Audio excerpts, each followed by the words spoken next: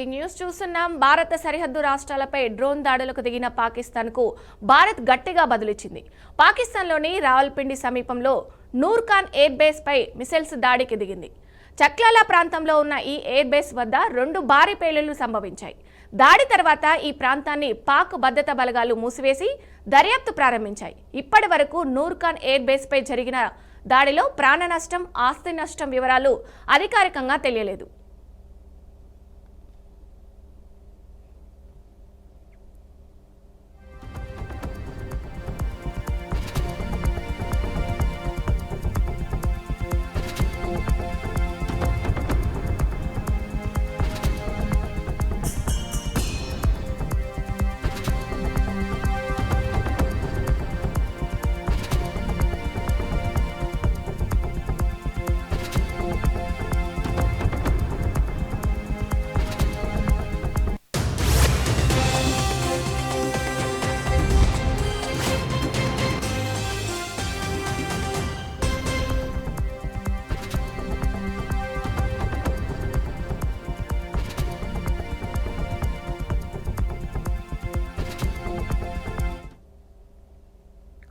పాకిస్తాన్కు అంతర్జాతీయ ద్రవ్యనిధి బోర్డు అందించే బెయిలౌట్ ప్యాకేజీని భారతదేశం తీవ్రంగా వ్యతిరేకించింది. గతంలో పాకిస్తాన్కి ఇచ్చిన రుణాలను దుర్వినియోగం చేసిందంటూ భారత్ ఆందోళన వ్యక్తం చేసింది. అంతర్జాతీయ ద్రవ్యనిధి పాకిస్తాన్కు ప్రతిపాదించిన $1.3 బిలియన్ బెయిలౌట్ ప్యాకేజీపై భారత్ ఓటింగుకు దూరంగా ఉంది. ఏప్రిల్ 22న పాక్ ప్రేరేపిత ఉగ్రవాదులు పహల్గామ్లో దాడి చేసి 26 మందిని హతమార్చడం, ఆ తర్వాత ఆపరేషన్ సింధూర్ పేరుతో పాకిస్తాన్పై భారత్ ప్రతీకారం తీర్చుకోవడంతో ఇరు దేశాల మధ్య ఉద్రిక్తతలు పెరగడంతో భారత్ ఈ కీలక నిర్ణయం తీసుకుంది.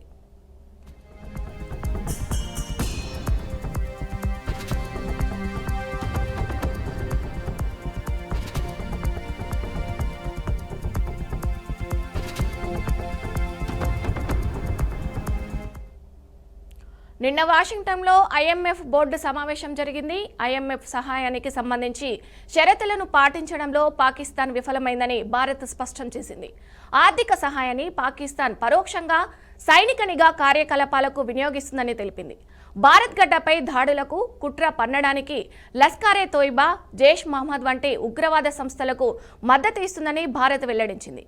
సరిహద్దు ఉగ్రవాదం అంతం చేయడానికి ఖచ్చితమైన చర్యలు తీసుకొని పాకిస్తాన్కు ఆర్థిక సాయం అందించడంలో జాగ్రత్త వహించాలని IMF బోర్డును భారత్ కోరింది.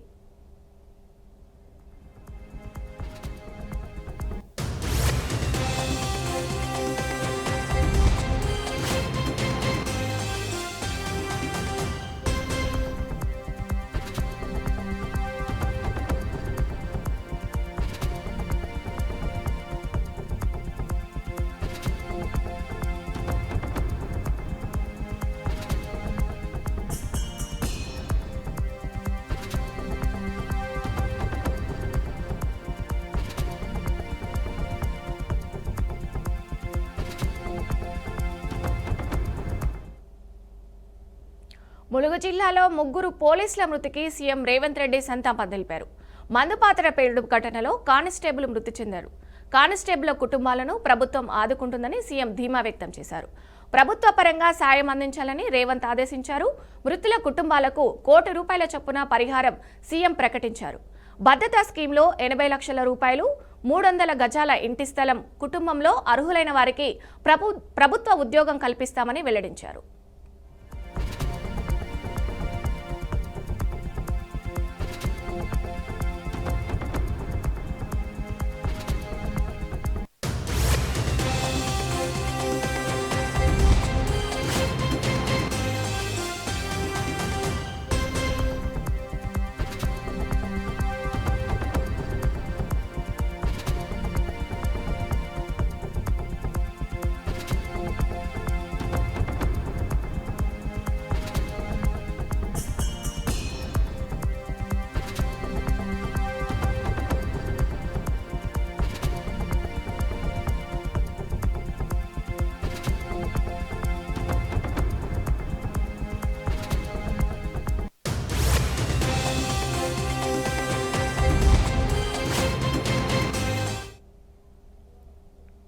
దేశ రక్షణలో తమదైన పాత్ర నిర్వహిస్తున్న సైనికుల కోసం ఏపీ సర్కార్ కీలక నిర్ణయం తీసుకుంది.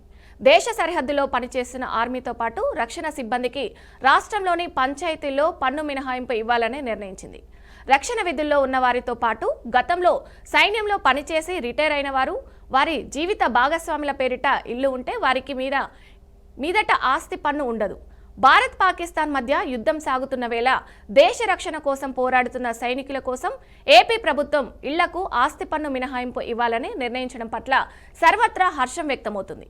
ఈ మేరకు పంచాయతీరాజ్ గ్రామీణాభివృద్ధి శాఖ ఉత్తర్వులు జారీ చేసింది.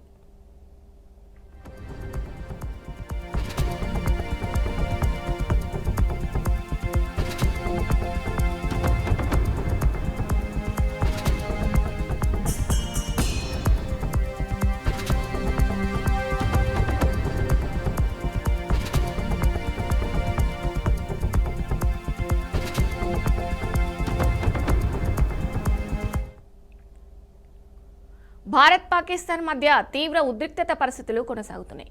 ఈ నేపథ్యంలో పౌర విమానయాన మంత్రిత్వ శాఖ కీలక నిర్ణయం తీసుకుంది. సరిహద్దు రాష్ట్రాల్లోని 24 విమానాశ్రయాలను మూసివేసినట్టు ప్రకటించింది. మే 15వ తేదీ వరకు ఇది అమల్లో ఉంటుందని పేర్కొంది. అయితే ఇప్పటికే పలు విమానయాన సంస్థలు ఈ విమానాశ్రయాలకు సంబంధించిన విమానాలను రద్దు చేసుకున్నాయి. జమ్మూ, శ్రీనగర్, లేహ్, జోధ్పూర్, అమృత్సర్, చండీగఢ్, భూజ్, జామ్నగర్, రాజ్కోట్లకు తమ సర్వీసులు నిలిపివేసినట్టు ప్రకటించాయి. యుద్ధ ప్రభావిత ప్రాంతాలకు విమానాలను రద్దు చేయడంతో ప్రయాణికులకు పూర్తి నగదును వాపసు చేయడం లేదా రిబబు నుంచి మినహాయింపు అందిస్తామని ఎయిర్ ఇండియా ప్రకటించింది.